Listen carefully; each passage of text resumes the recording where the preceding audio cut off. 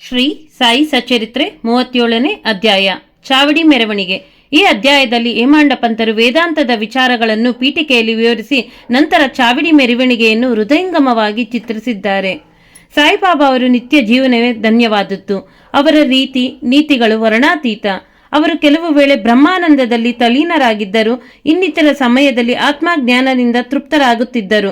ಕೆಲವು ವೇಳೆ ತಮ್ಮ ಕಾರ್ಯವನ್ನು ನಿರ್ವಹಿಸುತ್ತಾ ನಿಶ್ಚಿಂತರಾಗುತ್ತಿದ್ದರು ಮತ್ತು ಕೆಲವು ವೇಳೆ ಸುಮ್ಮನೆ ಕುಳಿತುತ್ತಿರುತ್ತಿದ್ದರು.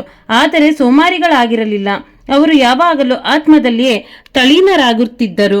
ಸಾಗರದಂತೆ ಅವರು ಶಾಂತಿಯುತರಾಗಿ ಕಂಡುಬಂದರೂ ಅಪಾರವಾದ ಆಳದಲ್ಲಿ ಇರುತ್ತಿದ್ದರು. ಬಾಬಾ ಅವರ ರೀತಿಯನ್ನು ವರ್ಣಿಸಲು ಯಾರಿಗೂ ಸಾಧ್ಯ? ಪುರುಷರನ್ನು ಸಹೋದರಂತೆಯೂ ಹೆಂಗಸರನ್ನು ತಾಯಿ ತಂಗಿಯರಂತೆಯೂ ಕಾಣುತ್ತಿದ್ದರು. ಅವರು ಶುದ್ಧ ಬ್ರಹ್ಮಚಾರಿಗಳಾಗಿದ್ದರು. ಅವರೊಡನೆ ಕಾಲ ಕಳೆದಾಗ ನಮಗೆ ಲಭಿಸಿದ ಜ್ಞಾನವು ಚಿರಾಯುವಾಗಲಿ. ಸದಾ ಭಕ್ತಿ ಶ್ರದ್ಧೆಗಳಿಂದ ಅವರು ಪಾದ ಸೇವೆಯನ್ನು ಮಾಡೋಣ. ಚರಾಚರಗಳಲ್ಲಿಯೂ ಅವರು ಕಂಡು ಅವರನ್ನು ನಾವು ಪ್ರೀತಿಸೋಣ. ಅವಸ್ಮರಣೀಯ ದೃಶ್ಯ. ಬಾಬಾ ಮಲಗುವ ರೀತಿಯನ್ನು ಈಗಾಗಲೇ ವಿವರಿಸಿದ್ದೇನೆ. ಅವರು ಒಂದು ದಿನ ಮಸೀದಿಯಲ್ಲೂ ಮತ್ತೊಂದು ದಿನ ಚಾವಡಿಯಲ್ಲೂ ಮಲಗುತ್ತಿದ್ದರು. ಈ ತರದ ವಾಡಿಕೆ ಅವರ ಮಹಾಸಮಾಧಿಯ ತನಕ ಜರುಗಿತು. 1909 ಡಿಸೆಂಬರ್ 10ನೇ ತಾರೀಕಿನಿಂದ ಭಕ್ತರು ಬಾಬಾ ಅವರನ್ನು ಚಾವಡಿಯಲ್ಲಿ ಪೂಜಿಸಿ ತೊಡಗಿದರು.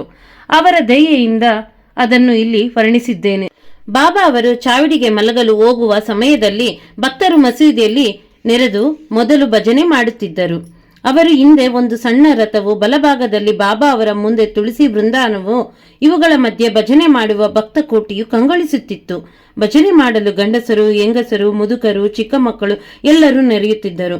ಕೆಲವು ತಾಳಗಳು ಮತ್ತೆ ಕೆಲವರು ಚಿಪ್ಪಳಿಗಳನ್ನು, ಇತರರು ಮೃದಂಗ, ಕಂಜೀರಿ ಮತ್ತು ಡೊಳ್ಳುಗಳನ್ನು ಬಾರಿಸಿ ಭಜನೆ ಮಾಡುತ್ತಿದ್ದರು. ಅಯಸ್ಕಾಂತ ರೂಪಿಯಾದ ಬಾಬಾ ಅವರು ಭಕ್ತರೆಲ್ಲನ್ನು ಆಕರ್ಷಿಸುತ್ತಿದ್ದರು. ಅಂಗಳದಲ್ಲಿ ಕೆಲವರು ದೀಪಗಳನ್ನು ಹಚ್ಚುತ್ತಲೂ ಮತ್ತೆ ಕೆಲವರು ಪಲ್ಲಕ್ಕಿಯನ್ನು ಶೃಂಗರಿಸುತ್ತಲೂ ಕೆಲವರು ದಂಡವನ್ನು ಹಿಡಿದುಕೊಂಡು ಬಾಬಾ ಅವರ ಜಯಘೋಷವನ್ನು ಮಾಡುತ್ತಲೂ ಇದ್ದರು. ಮಸೀದಿಯ ಮೂಲೆ ಮೂಲೆಗಳಲ್ಲೂ ಸಹ ಶೃಂಗರಿಸಲ್ಪಟ್ಟ ಸುತ್ತಲೂ ದೀಪಗಳು ಕಂಗೊಳಿಸುತ್ತಿದ್ದವು. ಬಾಬಾ ಅವರ ಪ್ರೀತಿಯು ಅಶ್ವದ ಶ್ಯಾಮಕರ್ಣನು ಸಹ ಅಲಂಕರಿಸಲ್ಪಟ್ಟು ಹೊರಗಡೆ ನಿಂತಿರುತ್ತಿದ್ದನು. ತಾತ್ಯ ಪಾಟೀಲರು ತಮ್ಮ ಸ್ನೇಹಿತರೊಂದಿಗೆ ಬಂದು ಬಾಬಾ ಅವರಿಗೆ ಸಿದ್ಧರಾಗಲು ಹೇಳುತ್ತಿದ್ದರು. ತಾತ್ಯ ಅವರು ಬಂದು ಕೈ ಹಿಡಿದು ಎಬ್ಬಿಸಿ ಕರೆದುಕೊಂಡು ಹೋಗುವ ತನಕ ಬಾಬಾ ಅವರು ಸುಮ್ಮನೆ ಕುಳಿತಿರುತ್ತಿದ್ದರು. ತಾತ್ಯ ಬಾಬಾ ಅವರನ್ನು ಮಾಮ ಎಂದು ಕರೆಯುತ್ತಿದ್ದರು. ಬಾಬಾ ಅವರು ತಮ್ಮ ಸಾಮಾನ್ಯ ಉಡುಪಾದ ಕಫನಿಯನ್ನು ಧರಿಸಿ ತಮ್ಮ ಸೆಟಕ್ಕೆ ಕಂಕುಳಿದಲ್ಲಿರಿಸಿ ಚಿಲುಮೆ ತೆಗೆದುಕೊಂಡು ಹೊರಡಲು ಅನುವಾಗುತ್ತಿದ್ದರು. ನಂತರ ತಾತ್ಯ ಜರದ ಶಲ್ಯ ಉದಿಸಿ ನಂತರ ಬಾಬಾ ಮಸೀದಿಯ ಗೋಡೆಯ ಹತ್ತಿರವಿದ್ದ ಕಟ್ಟಿಗೆಯನ್ನು ತಮ್ಮ ಬಲಗಾಲಿನ ಬೆರಳಿನಿಂದ ತಳ್ಳಿ ದೀಪ ಆರಿಸಿ ಚಾವಡಿ ಹೊರಡುತ್ತಿದ್ದರು. ಆಗ ಎಲ್ಲ ವಿಧವಾದ ಪಕ್ಕ ವಾದ್ಯಗಳು ಮೊಳಗುತ್ತಿದ್ದವು. ಅಗ್ನಿ ಕ್ರೀಡೆಯು ಪದಾರ್ಥಗಳನ್ನು ವಿವಿಧ ಬಣ್ಣದ ಜ್ವಾಲೆಯಿಂದ ನರ್ತಿಸತೊಡಗಿದ್ದವು. ಭಕ್ತ ಕೋಟಿಯು ಬಾಬಾ ಅವರ ಗುಣಗಾನ ಮಾಡುತ್ತಾ ಮುಂದುವರಿಯುತ್ತಿತ್ತು. ಕೆಲವರು ನೃತ್ಯ ಮಾಡುತ್ತಾ ಸಾಗುತ್ತಿದ್ದರು. ಬಲಾಧಾರರು ಬಾಬಾ ಮಸೀದಿಯ ಬಾಗಿಲಿಗೆ ಬಂದ ಕೂಡಲೇ ಜಯಘೋಷ ಮಾಡುತ್ತಿದ್ದರು. ಬಾಬಾ ಅವರ ಇಕ್ಕಲೆಗಳೆಲ್ಲವೂ ಭಕ್ತರು ನಿಂತು ಚಾಮರ ಬೀಸುತ್ತಿದ್ದರು. ದಾರಿಯುದ್ದಕ್ಕೂ ಬಟ್ಟೆ ಹಾಸುತ್ತಿದ್ದರು. ಆದರೆ ಮೇಲೆ ಬಾಬಾ ಅವರ ನಿಧಾನವಾಗಿ ಹೆಜ್ಜೆ ಇಡುತ್ತಾ ಮುಂದುವರಿಯುತ್ತಿದ್ದರು. ತಾತ್ಯ ಪಾಟೀಲ ಬಾಬಾ ಅವರ ಬಲಗೈಯನ್ನು, ಮರುಸ್ಥಪತಿಯವರು ಅವರ ಎಡಗೈಯನ್ನು ಹಿಡಿದುಕೊಂಡು ಹೋಗುತ್ತಿದ್ದರು. ಬಾಪು ಸಾಹೇಬ್ ಜೋಗ ಅವರು ಅವರ ಹಿಂದೆ ಶ್ವೇತ ಛತ್ರವನ್ನು ಹಿಡಿದುಕೊಂಡು ಬರುತ್ತಿದ್ದರು. ಈ ರೀತಿ ವೈಭವಯುತರಾಗಿ ಬಾಬಾ ಚಾವಡಿಗೆ ಸಾಗುತ್ತಿದ್ದರು. ಶೃಂಗರಿಸಲ್ಪಟ್ಟ ಶ್ಯಾಮಕರ್ಣನು ಬಾಬಾ ಅವರಿಗೆ ದಾರಿಯನ್ನು ತೋರಿಸುತ್ತಾ ಸಾಗುತ್ತಿದ್ದನು. ಬಾಬಾ ಅವರ ಹಿಂದೆ ಗಾಯಕರು ಮೊದಲಾದ ಅವರು ಹಿಂಬಾಲಿಸುತ್ತಿದ್ದರು. ಸಂಗೀತಕ್ಕೆ ಸರಿಯಾಗಿ ಹೊಂದುವಂತೆ ಹರಿನಾಮವು ನಭೋಮಂಡಲವನ್ನೇ ಪಸರಿಸುತ್ತಿತ್ತು. ಅಂತೆಯೇ ಬಾಬಾ ಅವರ ನಾಮವೂ ಸಹ ಪಸರಿಸುತ್ತಿತ್ತು. ಈ ರೀತಿ ಮೆರವಣಿಗೆ ಚಾವಡಿಯ ಮೂಲೆಗೆ ಬಂದಾಗ ಭಕ್ತ ಕೋಟಿಯು ಸಂತೋಷದಿಂದ ನಲಿಯುತ್ತಿತ್ತು. ಆಗ ಬಾಬಾ ಅವರು ಚಾವಡಿ ಎದುರಿನಲ್ಲಿ ನಿಂತು ಅಪೂರ್ವವಾದ ಕಾಂತಿಯಿಂದ ಕಂಗೊಳಿಸುತ್ತಿದ್ದರು. ಬಾಬಾ ಅವರ ವದನಾರವಿಂದವು ಅರುಣೋದಯವಾದ ರವಿ ಹಾಗೆ ಪ್ರಕಾಶಮಾನವಾಗಿರುತ್ತಿತ್ತು. ಅವರು ನಿಶ್ಚಲ ಚಿತ್ತರಾಗಿ ಉತ್ತರಾಭಿಮುಖವಾಗಿ ಚಾವಡಿ ಎದುರಿಗೆ ಯಾರನ್ನು ಕರೆಯುತ್ತಿರುವಂತೆ ನಿಂತಿರುತ್ತಿದ್ದರು. ವಾದ್ಯ ಘೋಷಗಳು ನಡೆದಾಗ ಬಾಬಾ ಅವರು ಆಗಾಗ ತಾಳ ಹಾಕುತ್ತಿದ್ದರು.